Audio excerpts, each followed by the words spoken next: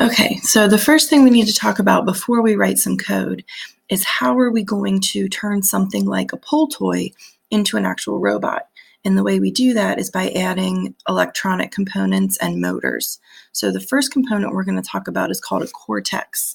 The cortex is the brain of the robot. This is what processes the code. So when you type the code in your computer, you are going to download the code into the cortex, and the cortex is what's going to tell your robot what it needs to do. You guys are going to have a test bed that looks like this. This is called a test bed, and right here is your cortex, this dark gray and silver rectangular piece.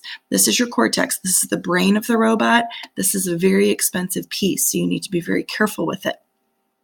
Now, this cortex, like I said, is the brain of the robot, where it processes the code. Now, this brain cannot think for itself. It is only as smart as your code. So if you write good code, your robot will look smart. If you write really bad code, your robot will look really stupid.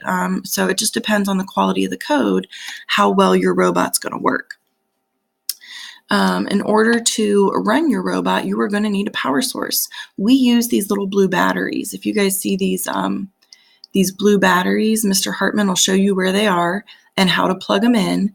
If they ever die, you just plug them in and get a charged one. But when you build your robot, you will need to attach these with either a battery strap or just tape it onto your robot so it doesn't fall off.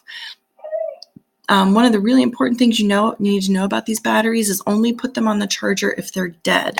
You'll know that they're dead because the motors won't run when you try to use it.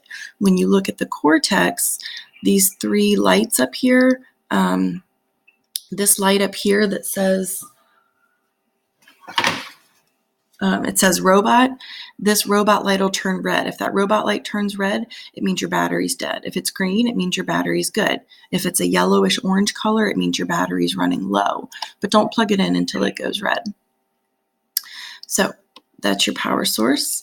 Motors, we're going to have two motors. They're the black and green rectangular pieces that transform electrical energy into mechanical energy. So what that means is they take power from the battery and they turn that power from the battery into rotary motion. Rotary motion means they make the gears spin, and the gears will make your wheels spin. Okay.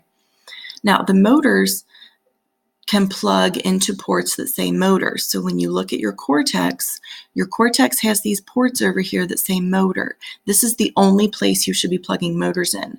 When you look at your test bed, this is your right motor over here. This is your left motor over here. And if you guys notice, your test beds probably don't have this shaft or the gear on them. You guys, in just a minute after this video, not right now, after the video, you will need to get this shaft and this gear and plug them into your motors so that you'll be able to tell if your code works.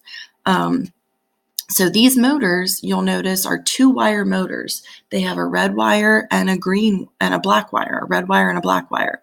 So those 2-wire motors need to use this motor controller. This motor controller, and you can see it better down here, this motor controller will convert that 2-wire motor so that you can plug it into a 3-wire port.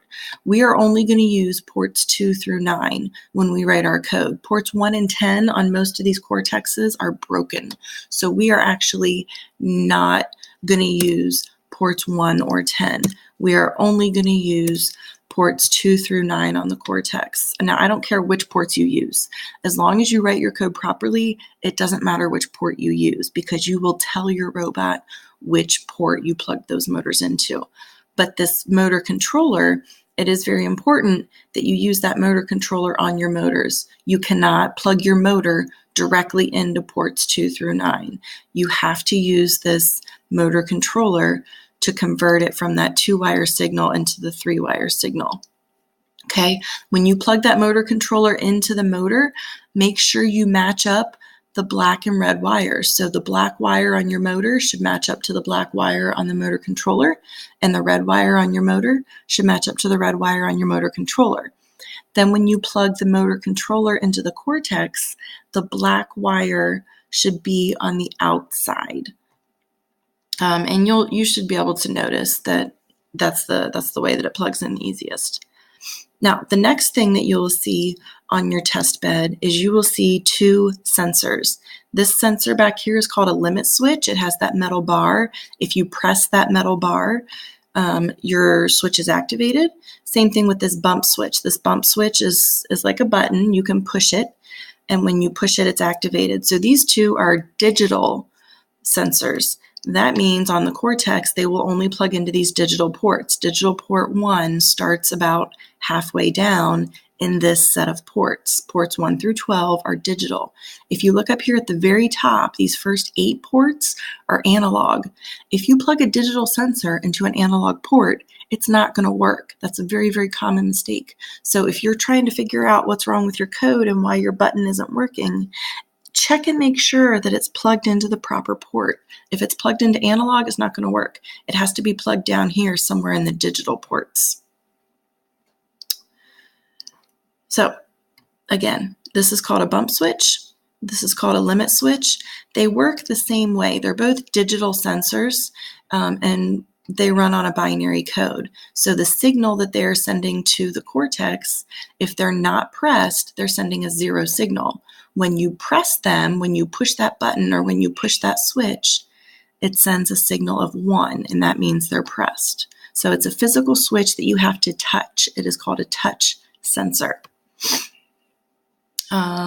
So in our Robot C platform, and we'll talk more about this in a minute, you have to tell the robot when you plug those sensors and those motors in. The Cortex, this brain on the robot, it cannot feel you plug in the motor. It cannot feel you plug in a digital sensor. You have to tell it in the code, hey, I plugged a motor into port 2, or I plugged a bump switch into digital 2. You have to tell it that in the code, and we're going to talk about that in just a minute. I'm going to teach you how to do it. But if you don't tell that robot that something is plugged in and where it's plugged in, it doesn't know it. This Cortex doesn't have any feelings. All it can do is read your code. So if your code doesn't tell it where things are plugged in, it won't know. And that is all we need to know right now to get set up. So what you guys need to do is you need to go follow Mr. Hartman's directions, go get your test bed and get your orange cable and get your motor controllers and get your batteries and get ready to write your first code. Now, you will have to share the test beds. We do not have a test bed for everyone. You will have to share them. So just take turns downloading your code. You can all type your code at the same time, but you will have to take turns downloading.